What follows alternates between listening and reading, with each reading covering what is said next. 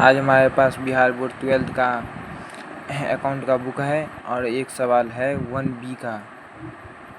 1B का क्या बोलता है, क्या कहता है प्रश्न। एक हेल्थ क्लब की रोकर पुस्तक से लिए गए निम्नलिखित विवरणों द्वारा प्राप्ति एवं भुगतान खाता तैयार कीजिए।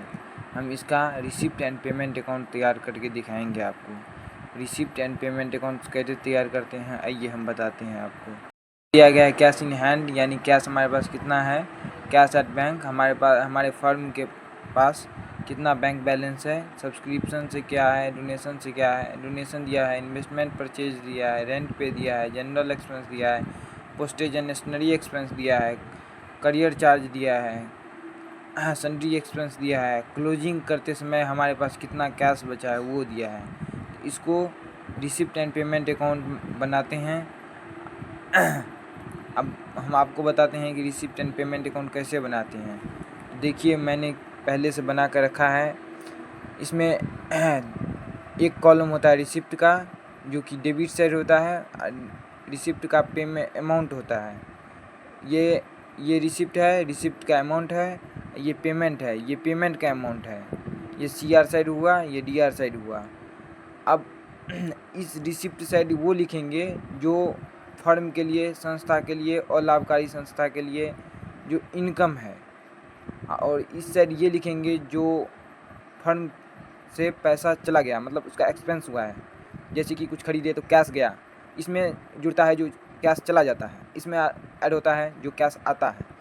तो जैसे कि यहाँ पे ओपनिंग स्टॉक, ओपनिंग बैलेंस का जो है सो कैश इन हैंड जो है, सो कैश इन हैंड जो हमारे पास है, पैसा है जब, तो कैश इन हैंड जो है सो हमारे पास है 5,000, कैश एट बैंक है 25,000, सब्सक्रिप्शन से 1,65,000 हुआ, डोनेशन से 35,000 हुआ, और जो है सो इन्वेस्टमेंट परचेज ठीक है, तो उसमें 80,000 गया। रेंट पे किए, किसी को रेंट पे किए तो कैश गया ना, तो उसको 20,000 रुपया उसमें गया। जनरल एक्सपेंस 21,000 गया। पोस्टेज एंड स्टेशनरी एक्सपेंस में 2,000 चला गया। कोरियर चार्ज में 1,000 चला गया। सन्ड्री एक्सपेंस में 2,500 चला गया। ये सब जो कैश संस्था से गया उसको पेमेंट साइड लिखेंगे, और जो संस्था का इनकम है उसको रिसिप्ट साइड लिखेंगे। अब यहीं तक सन्ड्री एक्सपेंस हो गया। अब क्लोजिंग करते समय जब किसी संस्था का क्लोजिंग होता है, 1 साल के बाद क्लोजिंग होता है, तो कैश इन हैंड उस समय जो था वो बचा हुआ था। यहाँ पे कैश इन हैंड था 5,000, तो अब बचा है 12,000 रुपये। ये है जो है सो कैश एट बैंक, इसका यही निकालना था हमको, कैश एट बैंक के निकालना था। तो इसका अब इसको कैलकुलेट करेंगे, इसको कैलकुलेट करके देखते हैं कितना आता है।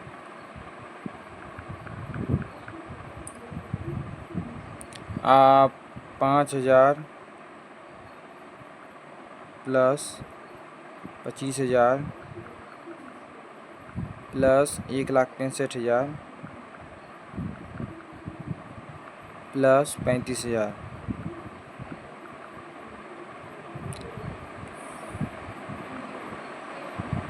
तो ये हो गया 2,30,000। यहाँ पे 2,30,000 ऐड कैलकुलेट करके लिखा हुआ है।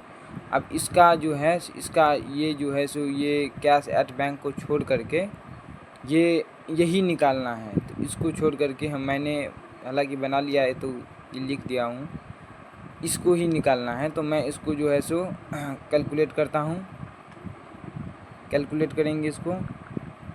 तो ये हो गया 80,000 प्लस 20,000 प्लस 21,000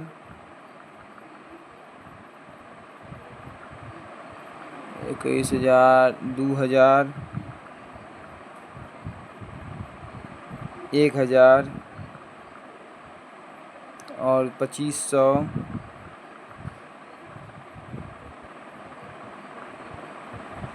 प्लस 12,000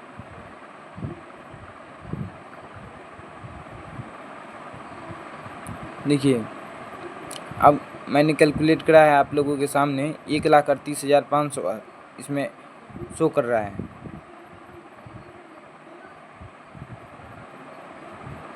अब ये क्रेडिट साइड का कैलकुलेट करते हैं। तो स्टार्ट करेंगे 80,000 plus 20,000 plus 21,500 plus 2,000 plus 1,000 plus 2,500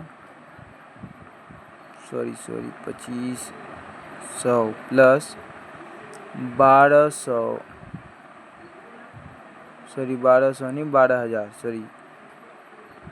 अब ये 1,39,000 हो गया।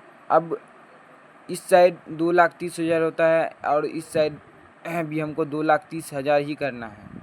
तो इस जितना इसका टोटल कैलकुलेट करके आया है उसको इससे माइनस करेंगे, इजकल टू माइनस 2,30,000 2,30,000 तो 91,000 आया।